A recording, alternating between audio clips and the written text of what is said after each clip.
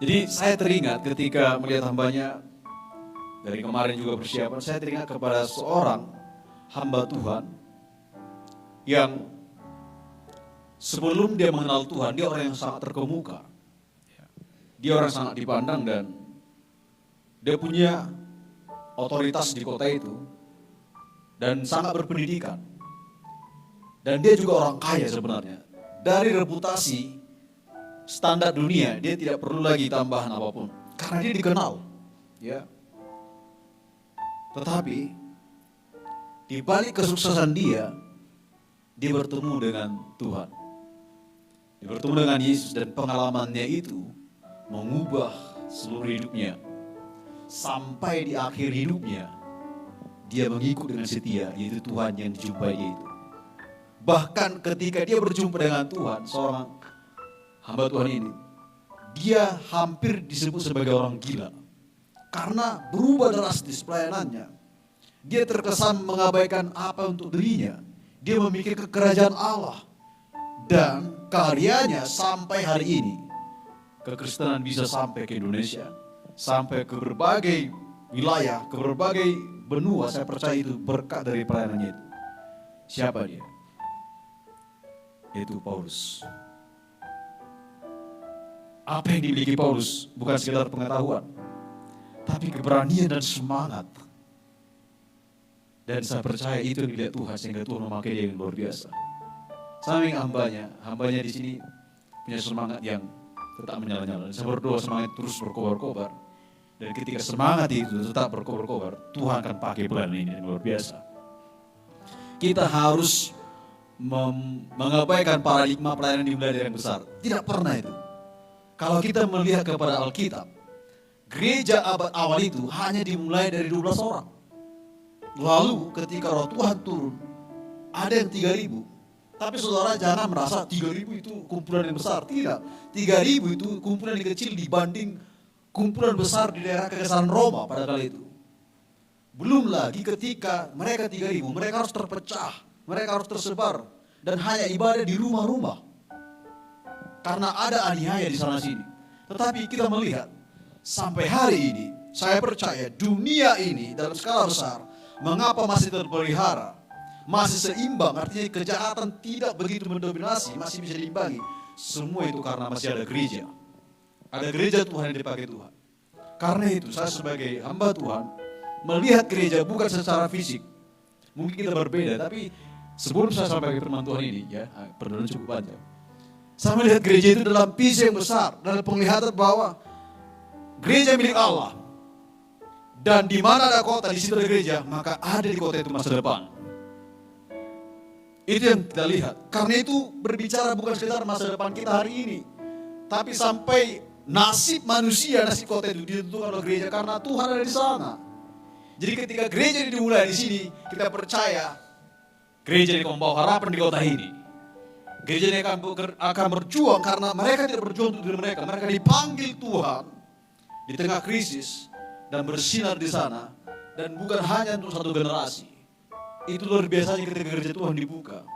Tapi itu menjadi warisan sampai Kristus datang. Nah, kita mau belajar pagi hari ini konsep pelayanan yang Alkitab ajarkan. Sehingga jemaat Tuhan yang hadir hari ini bukan sekedar sebagai jemaat biasa. Melalui firman Tuhan ini kita menjadi jemaat yang bermental, menjadi Kristen, ikut serta membangun kerajaan Tuhan.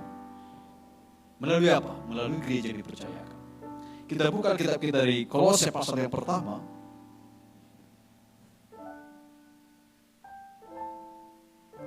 Kolose pasal pertama, pembacaan kita dari ayat yang ke-23 sampai yang ke-29. Saya akan baca 23, saya minta Bapak Ibu baca ayat 24. Kita akan membaca secara responsoria, 29 nanti kita akan sama-sama. Kolose pasal pertama, ayat 23 saya mulai. Sebab itu kamu harus bertekun dalam iman, tetap teguh, dan tidak bergoncang, dan jangan mau digeser dari pengharapan Injil yang telah kamu dengar dan yang telah dikabarkan di seluruh alam di bawah langit. Dan yang aku ini, Paulus telah menjadi pelayannya. 24.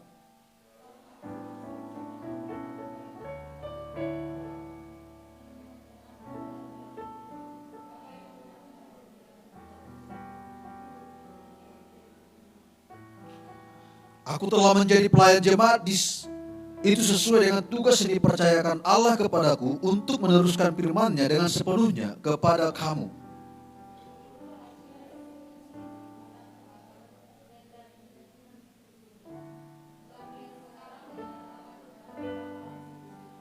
Kepada mereka Allah mau memberitahukan betapa kaya dan mulianya rahasia itu di antara bangsa-bangsa lainnya, yaitu Kristus ada di tengah-tengah kamu.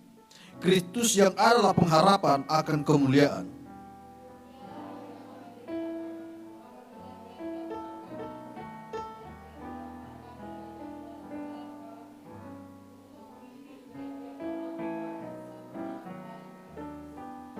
Sembilan sama-sama. Itulah yang kuusahakan dan kupergumulkan dengan segenap tenaga sesuai dengan kuasanya yang bekerja dengan kuat dalam aku. Tema renungan hari ini adalah filosofi pelayanan Paulus. Mengapa kita perlu bercermin kepada Paulus, saudara? Di awal tadi saya sampaikan bahwa Paulus menjadi tokoh Kristen yang sangat berpengaruh sampai hari ini. Saya tidak bisa membayangkan kalau dia tidak ada dalam kekristenan, apakah Kristen itu tetap sebesar ini perkembangannya. Namun kalau kita melihat, saudara, Paulus itu jarang curhat. Ya, apalagi menceritakan tentang pengalamannya. Kalau dia mengisahkannya itu di hari-hari tertentu, dan dia paling mengingat tentang masa lalunya. Jadi dia bukan tipikal hamba Tuhan yang dalam khotbahnya itu disendiri diceritakan. Itu jarang. Tetapi kali ini, ketika dia menyampaikan surat ke jemaat Kolose, di sana dia semacam curhat. Dia beritahu nilai-nilai filosofi pelayanan yang dihidupi oleh Paulus yang harus kita teladani. Di ayat yang pertama, saudara, sampai yang ke-22, di sana Paulus bercerita tentang siapa itu Kristus. Dia menceritakan siapa Yesus yang disalah mengerti oleh jemaat di Kolose itu. Orang-orang di Kolose itu tidak paham betul siapa itu Kristus. Dan Paulus datang untuk menyampaikan, memberi penjelasan bahwa Kristus itulah anak Allah yang menjadi tebusan bagi mereka. Tetapi di ayat yang ke-23, dia beralih dari satu doktrin, satu konsep, kepada satu prinsip pelayanan. Paulus tipikal hamba Tuhan yang memulai biasanya dari konsep dulu, baru prakteknya. Selalu itu dalam suratnya begitu. Disampaikan dulu konsep supaya jangan salah. Ketika konsep sudah selesai, lalu disampaikan bagaimana teknis pelaksanaannya. Nah, di sini Paulus fokus kepada prinsip-prinsip pelayanan. Filosofi pelayanan itu apa? Penting supaya apa? Kita mengerti ketika kita bergabung dalam sebuah pelayanan, menjadi Kristen, kita paham apa itu pelayanan Kristen. Karena kalau kita tidak paham pelayanan Kristen, kita akan salah mengerti. Kita akan merasa, ini pelayanan gak berhasil. Ini pelayanan gak keren. Karena apa? Kita bangun konsep pelayanan menurut standar dunia. Tapi kalau kita bercermin kepada Alkitab, firman Allah, ada prinsip, ada filosofi pelayanan yang harus kita ikuti. Yang pertama dikatakan di sana, di ayat ke-22, 23, sebab itu kamu harus bertekun dalam iman, tetap teguh dan tidak tergoncang, dan jangan mau digeser dari pengharapan Injil yang telah kamu dengar dan telah dikabarkan di seluruh alam. Perhatikan ini, dan yang aku ini Paulus telah menjadi pelayan. Di sini Paulus menekankan, ya, dia nggak bilang yang Paulus menjadi pelayan. Dia mulai dulu yang aku ini, lalu ditambah lagi Paulus. Paulus ingin memberi sebuah penegasan. Dia tidak mengatakan yang aku ini lalu melayani. Aku ini Paulus menjadi pelayan daripada Injil itu. Paulus sudah memberitahu dari penjara, aku ini terpenjara karena Injil. Aku ini meninggalkan popularitas saya di tengah orang-orang Yahudi yang terkemuka itu, yang disegani di kota ini, karena Injil. Jadi filosofi pelayanan yang pertama ialah bahwa Injil menjadi sumber pelayanan kita. Injil itu menjadi gagasan utama, yang paling utama, Sumber dari pelayanan itu yang dimana Paulus menceritakan, karena Injil itulah dia menjadi seorang pelayan yang tidak dipandang dunia. Paulus itu tidak lebih daripada seorang penginjil jalanan. Dia tidak punya gereja besar, pelayanannya di mana-mana, bahkan berakhir di penjara. Saya bertanya, filosofi dunia apa itu berhasil? No. Untuk apa sekolah tinggi-tinggi sampai doktor, tapi berakhir di penjara dan mati di sana? Tetapi saudara perlu paham, hamba Tuhan, pelayan Tuhan, jemaat yang hadir di sini, dalam gereja awal sejak gereja itu ada, Kristen itu punya konsep begini. Ketika aku menjadi milik Kristus, hidup dan matiku adalah sebuah kebanggaan. Mengapa? Mereka punya paham yang dalam siapa Kristus. Mereka tahu Kristus menjadi segalanya.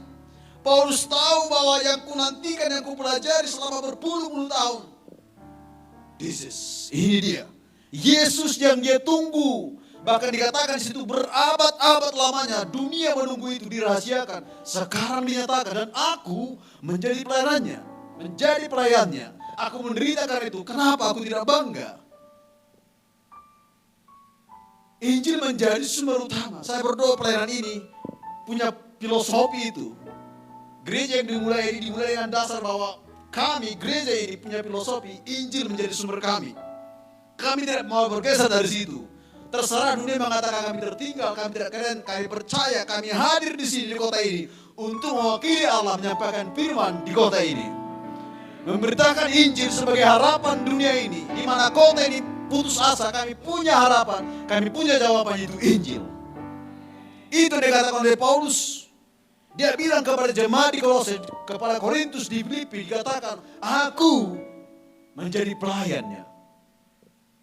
Saudara, perlu kita tahu sebagai jemaat ya, sebagai jemaat itu, kita bukan sekedar menjadi anggota, punya kartu kakak atau apalah itu ya. Dan kita datang, bukan, kekristenan begitu. Kita terlibat dalam kerjaan Allah. Dulu kita orang asing, itu kata firman Tuhan di Efesus. Tapi sekarang kita bukan lagi orang asing, kita menjadi keluarga Allah. Jemaat yang terhisap di gereja ini langsung diikat oleh darah Kristus, menjadi satu darah, menjadi satu keluarga. Dan Kristus mempersatukan kita. Jadi memang benar sapaan-sapaan, stiker-stiker di gereja ini, Anda luar biasa. Saudara datang dengan sukacita, itu sebuah membangun atmosfer kekeluargaan, dan itulah nilai-nilai kerajaan. Yang pertama saudara, kita harus percaya bahwa Injil sebagai firman Tuhan, itulah menjadi sumber utama kita. Dan yang kedua, filosofi yang dibangun oleh Paulus dikatakan di ayat 24. Saudara jangan kaget dengan apa filosofi Paulus ini. Sekarang aku bersukacita bahwa aku boleh menderita karena kamu. Nilai pelayanan, filosofi pelayanan yang kedua itu, sukacita menjadi spirit pelayanan kita. Dalam pelayanan itu tidak mudah. Itu sebab saya katakan selalu kepada Pak Dohar, saya salut kalau seorang anak muda masih mau dipanggil Tuhan dalam konteks zaman ini, mau memberi habis-habisan untuk pelayanan Tuhan. Siapa mau? Hanya orang yang terpanggil yang mau. Hanya orang pilihan Tuhan yang mau. Karena apa? Tantangannya tidak mudah, saudara. Jangan saudara berpikir semudah yang dipersiapkan di sini. Jangan saudara ketika kita sudah menikmati ibadah, enak sekali. Kita yang bilang enak, persiapannya bisa-bisa. Kita yang pulang dari gereja, langsung pulang ke rumah, selera makan kan? Hamba Tuhan bisa gak selera makan karena bikinkan pelayanan? Iya. Kita yang mendengar firman ketawa-ketawa, pulang sukacita, sehat-sehat, kita hamba Tuhan memikirkan lagi apa supaya pelayanan ini maju. Bukan apa supaya saya besar, bukan. Dan itu secara manusia bisa sampai selera makannya pun berkurang, karena istirahatnya berkurang. Dan Paulus mengalami itu, dia bilang, kerap kali kapal saya karam. Ya sekarang gak perlu kita naik kapal lagi kan. Tapi mungkin setidaknya setiap hari ketika saya mengunjungimu, saya masih mengalami bagaimana macetnya di Kabanjahe ini. Saya masih terkendala, data saya loadingnya lama karena memang ya keuangan masih begitu gitu ya. Tetapi ada satu filosofi yang mau kita ambil dari Paulus. Melayani itu spiritnya harus sukacita. tantangan mulai datang, sukacita nggak boleh pergi. Ya, pelayanan mau bagaimanapun, mau sedikit atau banyak, harus sukacita. Karena sukacita itu dari Tuhan. Dan Paulus katakan sukacita itu menderita bagi Kristus. Kita harus bedakan apa itu sukacita, apa itu senang-senang. Kalau senang-senang kan yang mudah. Pak Dor kalau bawa saya ke kafe itu saya senang. Tapi apakah saya sukacita? Belum. Apalagi yang depan itu menari-nari dengan apa kayak seksi, saya nggak sukacita di situ. Tapi kedagingan saya senang ya. Bedakan senang dengan sukacita. Kalau saya punya beban pelayanan, dia ajak saya jalan-jalan ke mall, mungkin saya nggak sukacita, yang orang lain senang-senang. Sukacita itu berbicara dari dalam karena menghidupi kebenaran. Dan Paulus katakan, aku sukacita. Kalau kita membaca kitab Filipi, itu kitab sukacita. Ketika kita baca Tesalonika, dia katakan bersukacitalah senantiasa. Ketika kita melihat Korintus, Paulus mengatakan, aku bersukacita sekalipun aku mengalami derita ini. Jadi bagi Paulus, filosofi pelayanannya itu sederhana, sukacita.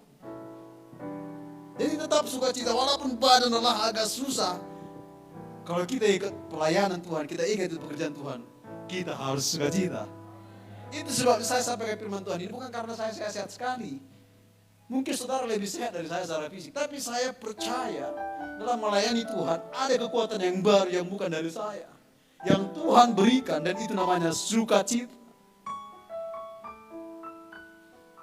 Ini menurut pengakuan banyak orang dan menurut survei, dan saya setuju karena saya pernah mengalaminya. Kadang-kala hamba Tuhan itu bisa sampai sukacitanya pun terkorban, padahal itu yang paling mahal. Kenapa? Berat tantangannya. Sama seperti saya katakan tadi, jemaat saja yang selera makan kadang. Sukacita yang luar biasa. Hamba Tuhan masih punya pemikiran yang lain. Tapi saya belajar dari situ, ternyata Paulus ada satu yang tidak bisa lepas dari dia, itu sukacita itu. Siapa sih yang bisa senang di penjara? Makanya Paulus itu disebut gila. Cobalah, orang tua di sini ada anaknya di penjara dan sukacita dia, kan seperti gila itu. Masa saya habis kok di sini ditangkap, misalnya di penjara, dibawa ke rutan itu, lalu saya bilang saya bersukacita, itu benar udah sedikit nggak terikuti dia, terlalu tinggi gilanya gitu. Tapi Paulus punya pengalaman yang berbeda. Paulus sudah mengatakan sampai kepada generasi ini, bagi gereja awal kekristenan itu, yang penting selama dia bersama Kristus, semuanya itu menjadi kemuliaan. Semuanya itu menjadi sukacita. Ketika di penjara, dia ketawa, dia bersukacita. Kenapa? Dia tahu yang dia bela itu, yang diberitakan itu, bukan manusia biasa. Bukan penentu dunia hanya sekarang, tapi sampai kesudahan zaman. Tuhan.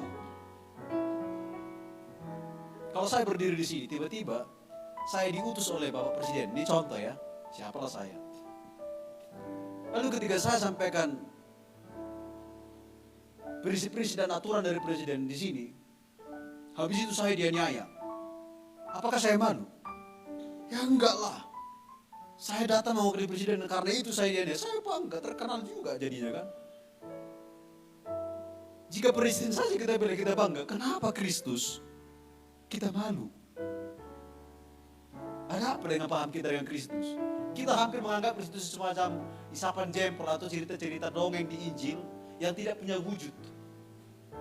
Tapi kalau kita punya pengalaman, Kristus adalah Tuhan, pengharapan akhir dunia ini, dan karena itu kita melayani, pasti kita bersukacita. Saya berdoa supaya pelayanan ini identik dengan pelayanan sukacita, bukan pelayanan yang menunjukkan beban berat. Ada juga begitu ya, gak boleh juga dibohongi. Ada juga hamba Tuhan supaya nampak pergumulanku besar, datangnya ke mimbar agak sebegini gitu. Berkhotbah pun udah seperti napas-napas terakhir. Saudara-saudara, beratnya pergumulan ini. Tidak. Saya termasuk pribadi yang kalau berdiri di mimbar itu pantang saya lemah. Walaupun setelah ini saya mungkin drop, gak apa-apa. Setidaknya mencerminkan dalam memberitakan Tuhan itu harus sukacita. Ya, karena ada kekuatan yang baru.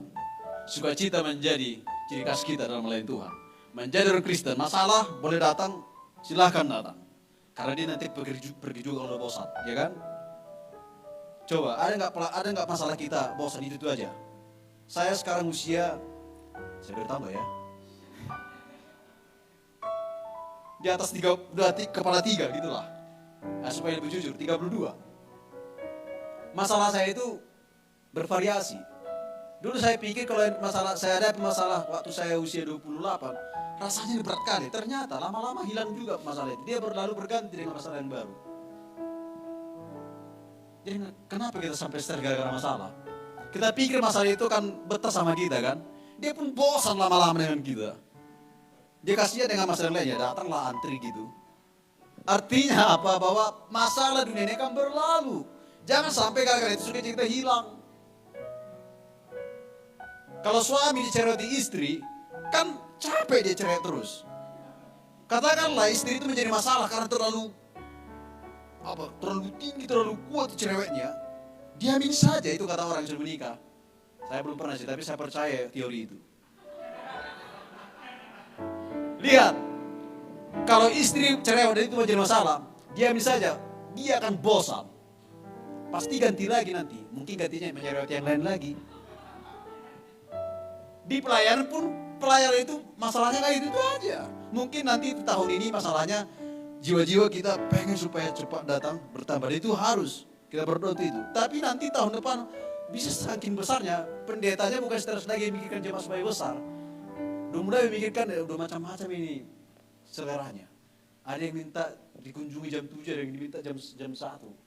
Saking banyaknya, jadi pelayan itu bervariasi. Dulu kita pengen jemaat besar, setelah besar kita kewalahan melayani, begitu kan? Tapi ada yang hilang kadang-kadang di situ. Saking kita lupa, yang paling inti, kita sampai tidak suka cita. Jangan sampai. Ya. Jadi pada hari kemana pun pelayanan, jangan lupa senyum. Jangan lupa suka cita, bukan berpura-pura. Karena ini nggak boleh hilang. Suka cita itu kekuatan kita. Dan dikatakan di sana, saudara, filosofi yang dibangun oleh Paulus, pelayanan yang harus kita ikuti, dikatakan di situ, aku bersukacita bahwa aku boleh menderita karena kamu dan menggenapkan dalam dagingku apa yang kurang dalam penderitaan Kristus. Ini seperti lebay ya. Paulus berani bilang, hanya dia hamba Tuhan satu-satunya menurut saya di bawah kolong langit ini yang berani menyatakan pernyataan ini. Petrus pun gak berani dia. Paulus yang berani. Dia bilang apa? Ya saya pun gak berani sebenarnya. Tapi kuberanikan menyampaikan firman Tuhan ini. Artinya saya mengatasnamakan Paulus berdiri di sini. Dia bilang apa? Apa yang kurang dalam penderitaan Kristus, aku menggenapinya. Apakah penderitaan Kristus di kayu salib itu perlu kita tambahi? Ini salah tafsir loh. Ada orang berpikir bahwa orang-orang kudus itu perlu menderita supaya nanti orang lain bisa ikut serta dengan dia. Jadi tafsir yang salah di sini. Karena Paulus mengatakan apa yang kurang dalam penderitaan Kristus di kayu salib, aku genapi. Apakah ada yang kurang dalam penderitaan Kristus sehingga kita harus diselamatkan? Saya jawab, tidak. Tidak ada perbuatan baik kita, satu titik pun, satu ons pun tidak bisa menambah dan mempengaruhi keselamatan kita. Hanya Kristus tok. Hanya kematiannya di kayu salib. Itu satu-satunya yang membuat kita selamat. Tidak lebih dari itu.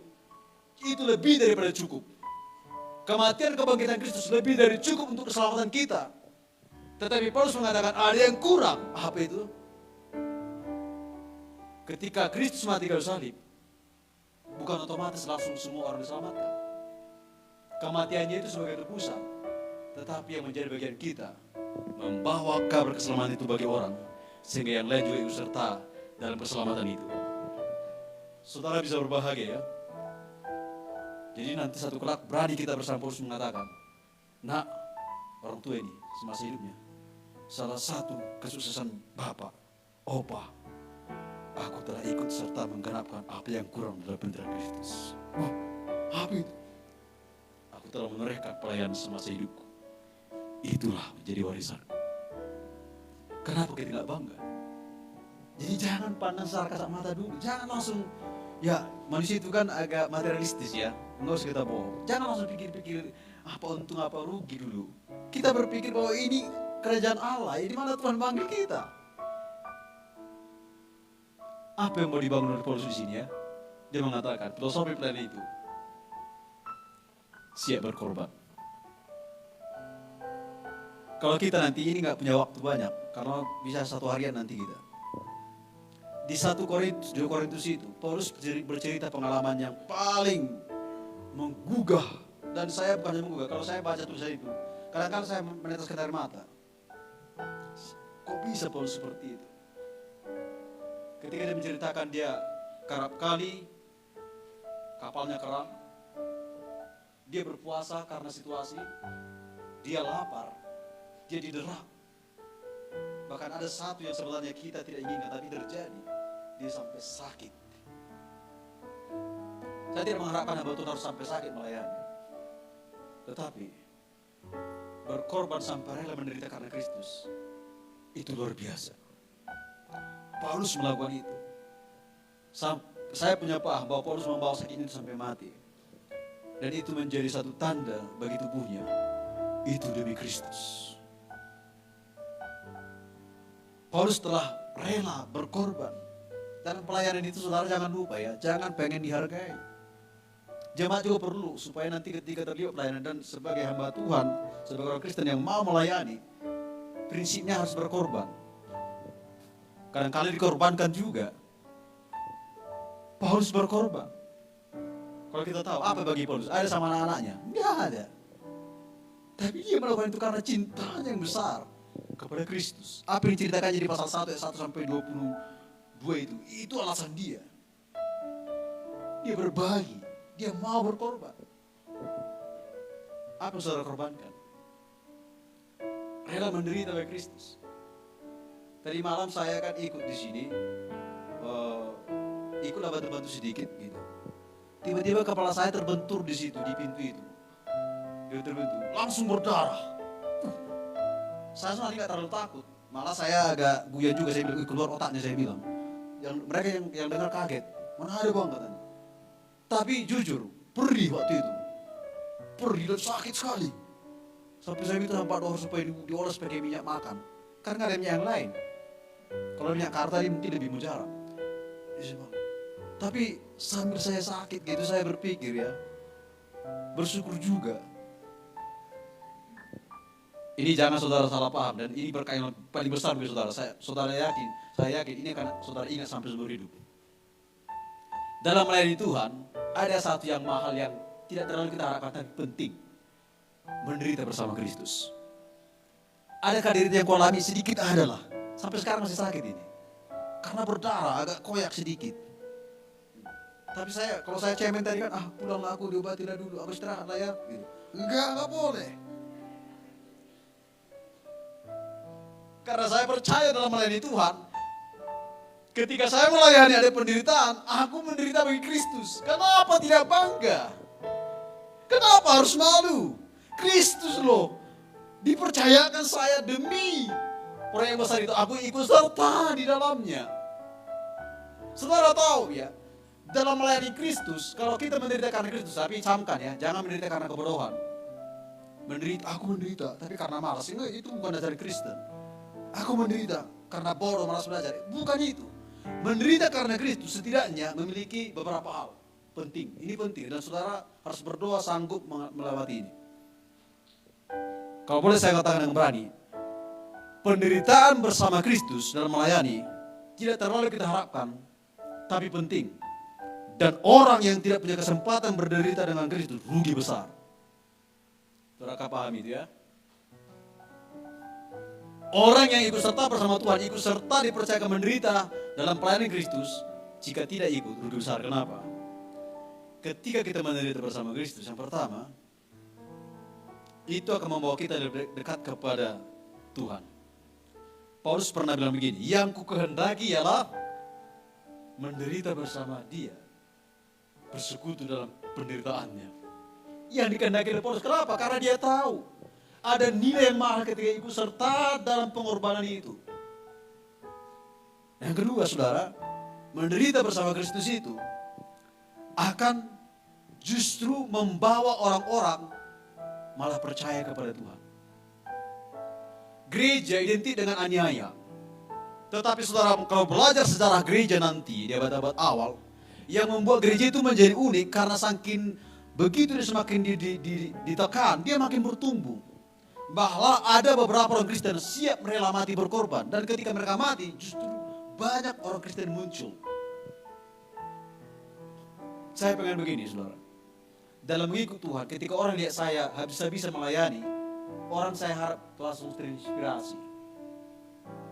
kita menderita, orang diberkati. Karena kita menderita bagi Kristus. Dilihat, sampai begitunya bisa-bisa dia melayani Tuhan. Saya ini, dia sadar ya, saya ini terlalu berleha-leha. Saya habiskan waktu saya dari pagi sampai sore hanya di kafe, ongkang-ongkang kaki. Dia siang malam melayani Tuhan. Saya diberkati. Jadi penderitaan kita itu jangan sepele ya. Kalau kita ikut serta penderitaan Kristus, orang lain bisa diselamatkan. Bisa ikut diberkati. Itu nilai dari penderitaan bersama Kristus. Yang ketiga, kalau kita setia dalam penderitaan di Kristus, setan jadi stres. Saudara mungkin merasa lucu ya. Kalau kita ikut serta dalam penderitaan Kristus, ternyata kita tak setia, justru setan stres. Karena apa? Setan itu mau kalau kita menghadapi tantangan, kita jatuh, kolaps, tinggalkan Tuhan. Tapi ternyata firman Tuhan mengatakan, Allah turut bekerja dalam segala sesuatu, mendatangkan kebaikan bagi kita. Jadi ketika iblis tahu, makin stres dia. Jadi saudara mau bikin iblis stres atau sukacita? Itu kunci tangan saudara. Ketika ikut serta dalam pelayanan Tuhan dan ada sedikit masalah, tantangan, kita maju terus, setan yang stres. Itu pentingnya penderitaan bersama Kristus. Dan hal yang penting lagi, kalau kita ikut serta menderita bagi Kristus, kita melihat bahwa nama Tuhan semakin dipermuliakan. Kita melihat bahwa lewat pengorbanan kita, justru nama Tuhan semakin dipermuliakan. Jangan sampai lewat kesuksesan kita, justru Tuhan jauh dari kita. Tapi ketika kita tetap berkorban, Allah menyertai kita. Selanjutnya saudara, hal yang penting, yang ketiga yang Paulus sampaikan, saya harap saudara masih tetap semangat dengar ini. Di ayat yang ke-25 sampai yang ke-28, di sini Paulus memberitahu siapa figur utama ketika dia melayani. Mengapa dia sampai habis-habisan? Dia katakan bahwa telah berabad-abad ini dirahasiakan. Bukan bertahun-tahun, berabad-abad lamanya Kristus itu dirahasiakan. Sekarang dinyatakan, dan itulah yang saya kabarkan. Filosofi pelayanan yang paling penting ialah Kristus harus menjadi utama dalam pelayanan kita. Paulus katakan dalam menasehati, dalam membawa orang kepada kedewasaan supaya mereka mengenal Kristus. Dia yang kukabarkan, dia yang kuajarkan. Jangan sampai kita membangun sebuah perjuangan habis-habisan, tidak ada satu titik pun nilai Kristus dalam itu. Gagal kita. Ironis sekali kalau kita jadi Kristen, kita sukses besar, tapi ketika dilihat Tuhan tidak ada satu titik pun nilai Kristus di sana. Pelayanan kita tidak berbicara tentang besar atau kecil, tapi ketika Tuhan lihat bahwa Kristus yang kita utamakan, itu yang paling penting. Saya berdoa pelayanan ini identik dengan berita tentang Kristus sebagai harapan. Kristus yang utama, yang tidak bisa dilupakan. Dan itu alasan besar kenapa Paulus mau menderita, bukan ada yang lain. Sudah sampaikan tadi, dari sisi popularitas dia disegani. Di kalangan Yahudi kita pikirkan agama Yahudi biasa. Pada kala itu agama Yahudi itu paling ditakuti. Agama yang paling berpengaruh, bisa memberi satu kuasa kepada pemerintahan Romawi. Itu agama Yahudi. Dia paling ditakuti, disegani. Ulama-ulamanya itu perkataannya diperhitungkan. Saudara mengerti tidak konteks sekarang ya? Siapa yang masuk? Paulus ada di posisi itu. Jadi dia gak kurang apa-apa. Tapi ditinggalkan semua itu. Dia bilang di dalam Filipi, dikatakan apa? Karena semua kok gak sampai. Karena Kristus. Saya mau bertanya kepada kita. Siapa Kristus dalam pengertian kita? Seberapa dalam Kristus kita pahami? Sampai itu bisa menggerakkan, menggoyang zona nyaman saudara untuk bertindak melayani. Kalau belum, saudara harus berdoa supaya punya pengalaman itu. Saudara menjadi Kristen yang biasa-biasa, kalau sampai belum pernah digugah oleh Kristus sampai melayani dia. Ada yang salah dengan iman kita kalau kita masih nyaman-nyaman saja. Tapi Kristus itu harus sampai menggerakkan hidup kita. Dia harus mengobrak-abrik filosofi yang lama dari hidup kita. Membawa kita fokus kepada dia, mempersembahkan yang terbaik bagi nama Tuhan. Dan yang terakhir saudara, dikatakan di ayat 29, Itulah yang kuusahakan dan kupergumulkan. Kalau kita ikut di situ dengar Paulus, dia agak sedikit melankolis di sini. Dia terkesan hiperbola di situ, tapi tidak. Dikatakan dimulai, itulah apa? Kristus pelayanannya, kerajaan Allah, itu yang ku perjuangkan. Itu yang kuusahakan. Kalau kita melihat kepada teks aslinya, maknanya di sini, kuusahakan dan pergumulkan. Itu berbicara tentang apa? Yang pertama, yang kukerjakan sampai berlelah-lelah. Itu yang dimaksud di situ. Yang kedua, yang kupergumulkan itu artinya apa? Yang kuperjuangkan, satu istilah pada kali itu dalam dunia atletis. Kalau dia mau menjadi seorang yang pertama, dia harus berjuang, berlatih habis-habisan. Bagaimana supaya menjadi juara? Kata itu dipakai juga dalam sebuah peperangan prajurit. Dia harus berjuang seluruh hidupnya. Itu yang dipakai Paulus dalam pelayanan. Filosofi itu. Mau kita ambil di sini. Filosofi yang terakhir. All out. Segenap hati menjadi mental pelayanan kita. Kita nggak boleh kasih setengah. Itu saya sampaikan kepada hambanya di sini. Saya lihat all out. Habis-habisan untuk Tuhan. Siapa yang mau? Hanya orang-orang yang cinta Tuhan yang mau habis-habisan. Itu ya. Anak muda di sini kalau suka sama cewek mau nggak habis-habisan? Mau kalau cinta. Kalau nggak cinta ada masalah, malah itu dipakai sedikit untuk memperkeruh masalah supaya putus, gitu ya. Jujur saja, karena nggak cinta, dia tunggu kapan lampu hijau ini supaya menjadi lampu merah. Oh, dia bikin ulah sedikit. Itu yang dipakai jadi senjata. Tapi kalau dia cinta, bapak mamanya pun larang, dia terus. Dia perjuangkan habis-habisan. Minjam pun boleh, mau dia.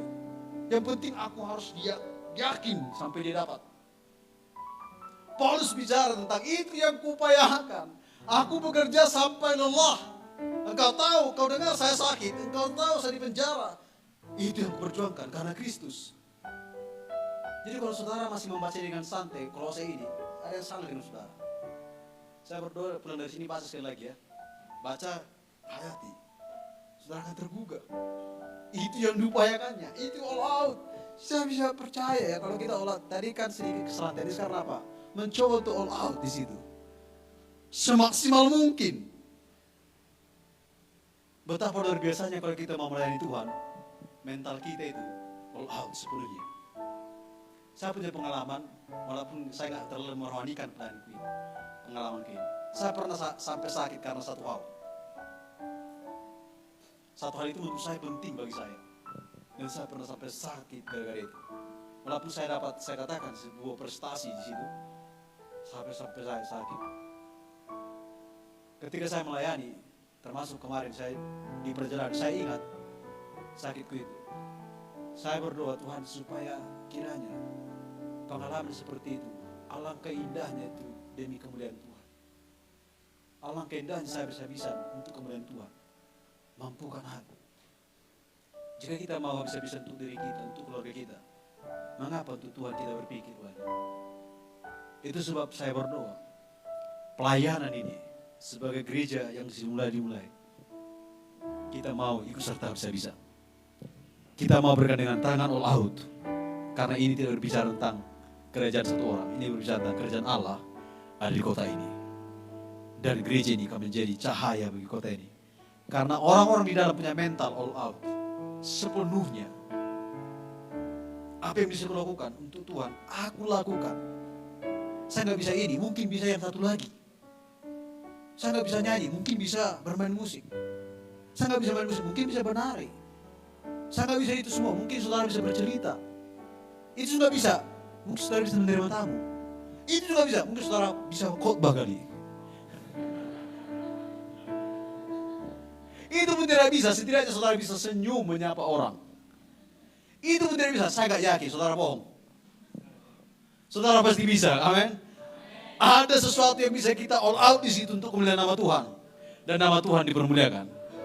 Haleluya, mari kita bangkit berdiri sama-sama.